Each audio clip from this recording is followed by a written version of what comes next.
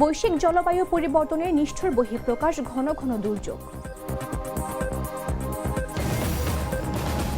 Mayor নির্বাচনের প্রার্থী হতে প্রচারণা চালাচ্ছেন ঢাকার 2 সিটি প্রশাসক। ভারত যুদ্ধবিরতিতে বাধ্য হয়, দাবি শাহবাজ শরীফের। যুক্তরাষ্ট্রের প্রস্তাবে ইরানের জবাব পুরোপুরি অগ্রহণযোগ্য, জানিয়েছেন ট্রাম্প।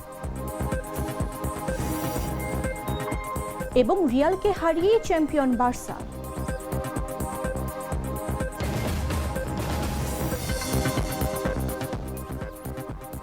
আমন্ত্রণ বেলা 11টা নিউজে। আপনাদের সাথে রয়েছে আমি মামদুহা রাইসা।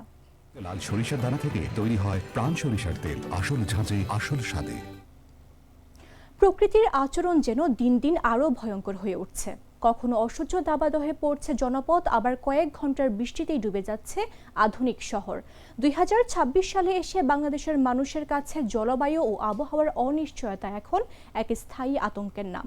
বছরের শুরু থেকেই একের পর এক ঘূর্ণিঝড়, আগাম বন্যা এবং রেকর্ড ভাঙা তাপমাত্রা জনজীবনকে বিপর্যস্ত করে তুলেছে।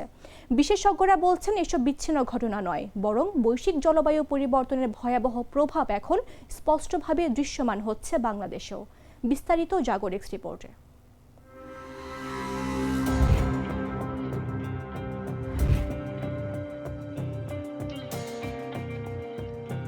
কখনো অসহ্য দাবদাহে পড়ছে জনপদ, আবার কখনো মাত্র কয়েক ঘন্টার বৃষ্টিতে তলিয়ে যাচ্ছে আধুনিক শহর। 2026 সালে এসেও বাংলাদেশের মানুষের কাছে প্রকৃতি যেন এক অজানা আতঙ্কের নাম হয়ে দাঁড়িয়েছে। বছরের শুরু থেকে একের পর এক ঘূর্ণিঝড়, অসময় বন্যা এবং রেকর্ড ভাঙা তাপমাত্রার দাপট জনজীবনকে বিপর্যস্ত করে তুলেছে। বিশ্ব অর্থনৈতিক ফোরামের সাম্প্রতিক গ্লোবাল রিস্ক রিপোর্ট 2026-এ বিরূপ আবহাওয়াকে বর্তমান বিশ্বের 1 নম্বর দীর্ঘমেয়াদী ঝুঁকি হিসেবে চিহ্নিত করা হয়েছে। আবহাওয়া বিশেষজ্ঞ ও জলবায়ু বিজ্ঞানীদের মতে এই বছর প্রাকৃতিক দুর্যোগের এই ভয়াবহতা কোনো বিচ্ছিন্ন ঘটনা নয়, বরং বৈশ্বিক জলবায়ু পরিবর্তনের এক চরম ও নিষ্ঠুর বহিঃপ্রকাশ। এবছর দুর্যোগ বাড়ার অন্যতম প্রধান কারণ বঙ্গোপসাগর ও আরব সাগরের উপরিভাগের তাপমাত্রা অস্বাভাবিক বৃদ্ধি। বিশ্ব আবহাওয়া সংস্থার 2025 থেকে 29 মেয়াদের জলবায়ু পূর্বাভাস অনুযায়ী এই সময় বৈশ্বিক তাপমাত্রা আগের সব রেকর্ড ভেঙে দেওয়ার উচ্চ আশঙ্কা রয়েছে। সমুদ্রের পানি যত উষ্ণ হয়, লঘুচাপগুলো তত দ্রুত শক্তিশালী ঘূর্ণিঝড়ের রূপ নেয়।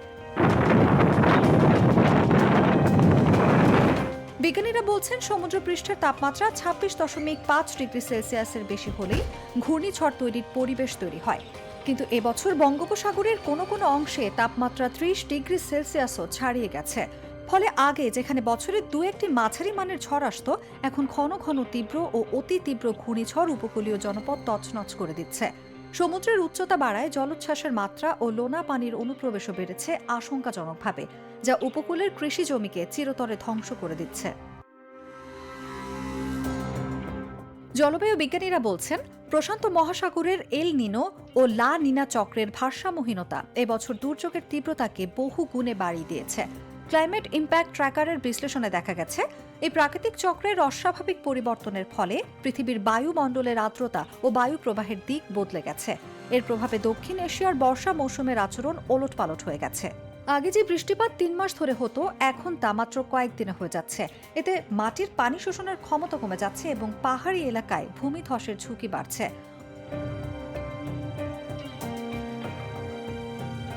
অন্যদিকে শুষ্ক মৌসুমে দেখা দিচ্ছে দীর্ঘমেয়াদী খরা, যা বোরো ধান সহ রবি শস্যের ব্যাপক ক্ষতি করছে।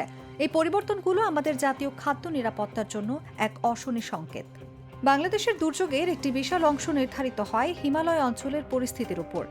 বৈশ্বিক উষ্ণায়নের কারণে হিমালয়ের বরফ প্রত্যাশার চেয়ে দ্রুত গলছে, ফলে গঙ্গা, ব্রহ্মপুত্র ও মেঘনা অববাহিকায় পানির প্রবাহ নিয়ন্ত্রণহীন হয়ে পড়েছে। ইন্টারন্যাশনাল ফেডারেশন অব রেড ক্রসের প্রতিবেদনে বলা হয়েছে, জলবায়ু পরিবর্তনের ফলে বাংলাদেশের বন্যার ঝুঁকি ও প্রভাব আগের চেয়ে অনেক বেশি ধ্বংসাত্মক হয়ে উঠেছে। বিএনপির স্থায়ী কমিটির সদস্য ও সংসদ সদস্য মির্জা আব্বাস মালয়েশিয়ার রাজধানী কুয়ালালামপুরে চিকিৎসাধীন। দীর্ঘ চিকিৎসা ও নিবিড় পর্যবেক্ষণের পর তার শারীরিক অবস্থা এখন উন্নতির দিকে। রোববার স্থানীয় সময় বিকেল 5টার দিকে কুয়ালালামপুরের প্রিন্স কোর্ট মেডিকেল সেন্টার হাসপাতালে প্রবাসী সাংবাদিকরা তার সঙ্গে সাক্ষাৎ করেন। এ সময় তার চিকিৎসার খোঁজ নিলে জানা যায়, চিকিৎসকদের নিবিড় তত্ত্বাবধানে ধীরে ধীরে সুস্থ হয়ে উঠছেন তিনি। চিকিৎসকরা তাকে বিশেষ পর্যবেক্ষণের মধ্যে রেখেছেন। বিভিন্ন পরীক্ষা নিরীক্ষার পর তার শারীরিক অবস্থাকে আগের তুলনায় অনেক বেশি স্থিতিশীল বলেছেন চিকিৎসকরা। হাসপাতালে এ সময় উপস্থিত ছিলেন তার সহধর্মিণী আফরোজা আব্বাস এবং তার ভাই মির্জা খোকন। তারা জানান, চিকিৎসকদের পরামর্শ অনুযায়ী মির্জা আব্বাসকে পর্যাপ্ত বিশ্রাম ও পুনর্বাসন চিকিৎসার আওতায় রাখা হয়েছে। চিকিৎসার প্রতিটি ধাপ অত্যন্ত গুরুত্বের সঙ্গে পর্যবেক্ষণ করা হচ্ছে এবং চিকিৎসক দল তার শারীরিক অগ্রগতিতে সন্তোষ প্রকাশ করেছেন। চিকিৎসকের পরামর্শে প্রতিদিন হাসপাতালের নিচে হুইল চেয়ারে করে কিছু সময় চলাফেরাও করছেন তিনি। পাশাপাশি মালয়েশিয়া প্রবাসী শুভাকাঙ্ক্ষী ও দলীয় নেতাকর্মীরা তাকে এক নজর দেখতে হাসপাতালে ছুটে যাচ্ছেন। তাদের সঙ্গে কথাও বলছেন তিনি।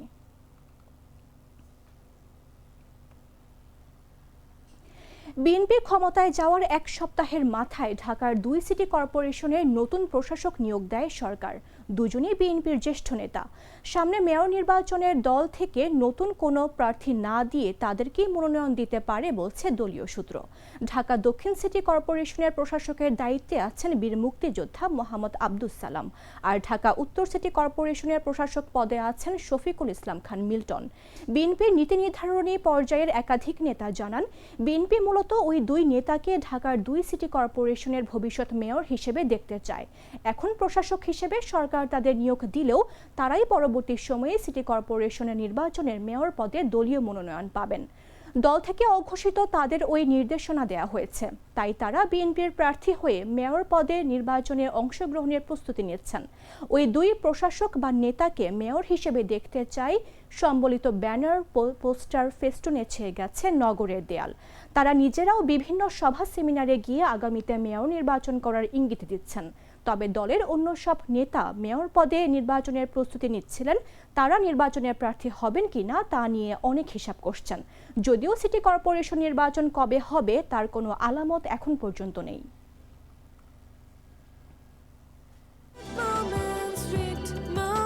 Treat chocolate. Treat moment. Sweet moment. জানাবো আন্তর্জাতিক সংবাদ।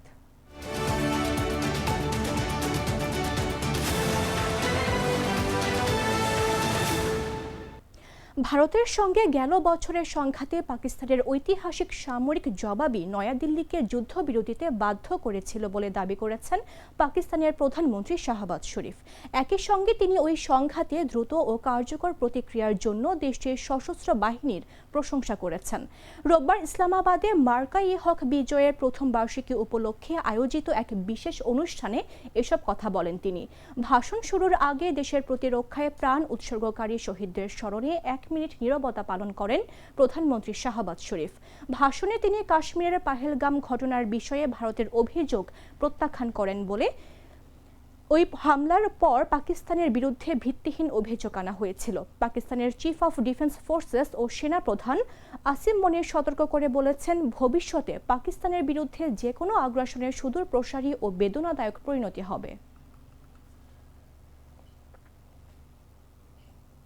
পাকিস্তানের মাধ্যমে যুক্তরাষ্ট্রের যুদ্ধবিরতি প্রস্তাবের আনুষ্ঠানিক জবাব পাঠিয়েছে ইরান। তবে তেহরানের সেই জবাবকে পুরোপুরি অগ্রহণযোগ্য বলে প্রত্যাখ্যান করেছেন মার্কিন প্রেসিডেন্ট ডোনাল্ড ট্রাম্প। ট্রাম্পের দাবি, ইরান আলোচনার নামে দীর্ঘ 47 বছর ধরে যুক্তরাষ্ট্রের সঙ্গে খেলা খেলছে। রোববার রাতে নিজের সামাজিক যোগাযোগ মাধ্যম ট্রুথ সোশ্যালে দেওয়া এক পোস্টে ট্রাম্প লেখেন, আমি মাত্রই ইরানের তথাকথিত প্রতিনিধিদের জবাব পড়লাম। এটা আমার পছন্দ হয়নি, এটি পুরোপুরি অগ্রহণযোগ্য।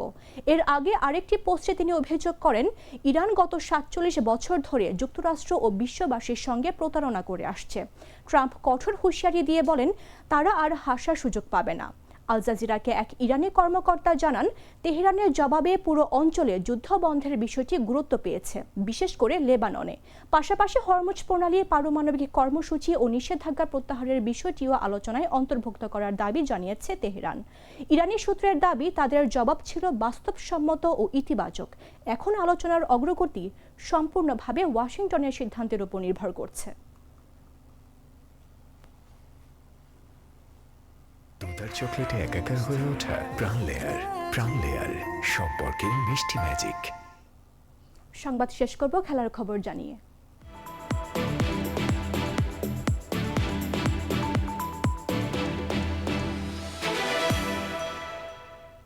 এল ক্লাসিকো জিততে পারলে লিগ শিরোপা নিশ্চিত হবে বার্সেলোনার। দুর্দান্ত ফর্মে থাকা কাতালানরাও ম্যাচকে শিরোপা উৎসবের মঞ্চ করে নিতেছিলেন পুরোপুরি প্রস্তুত। ম্যাচে 2-0 ফলাফলে মিলল সেটির দারুণ প্রমাণও। রিয়াল মাদ্রিদকে 2-0 ব্যবধানে হারিয়ে নিজেদের 29তম লা লিগা শিরোপা নিশ্চিত করেছে কাতালানরা। হান্সি ফ্লিকের দল 35 ম্যাচে 91 পয়েন্ট নিয়ে দ্বিতীয় স্থানে থাকা রিয়ালের চেয়ে 14 পয়েন্ট এগিয়ে গেছে।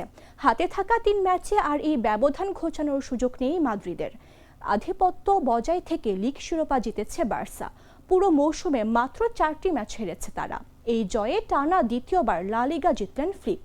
গত মৌসুমে নিজের প্রথম বছরেই তিনি বার্সেলোনাকে লা লিগা ও কোপা দেল রের ডাবল জিতিয়েছিলেন।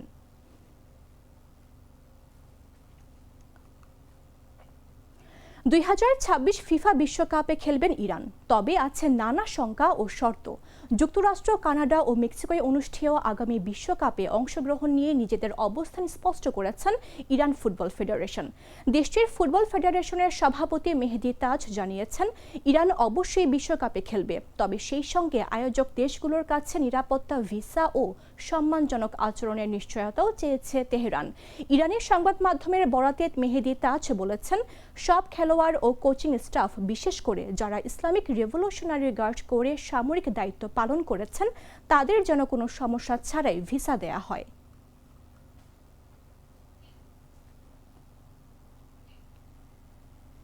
সংবাদ শেষ করার পূর্বে শিরোনামগুলো জানিয়ে দিচ্ছে আরো একবার। বৈশ্বিক জলবায়ু পরিবর্তনের নিষ্ঠুর বহিঃপ্রকাশ, ঘন ঘন দুর্যোগ। মেয়র নির্বাচনে প্রার্থী হতে প্রচারণা চালাচ্ছেন ঢাকার 2 সিটির প্রশাসক। ভারত যুদ্ধবিরতিতে বাধ্য হয়, দাবি শাহবাজ শরীফের।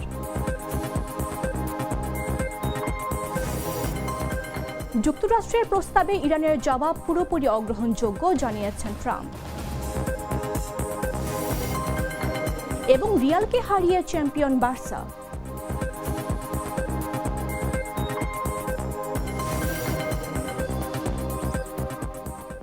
দর্শক, এই ছিল এখনকার মতো। প্রতি মুহূর্তের সর্বশেষ খবর জানতে ভিজিট করুন jagonews24.com। ফলো করুন আমাদের ভেরিফাইড ফেসবুক পেজ এবং সাবস্ক্রাইব করুন জাগো নিউজের ইউটিউব চ্যানেল। ধন্যবাদ সবাইকে।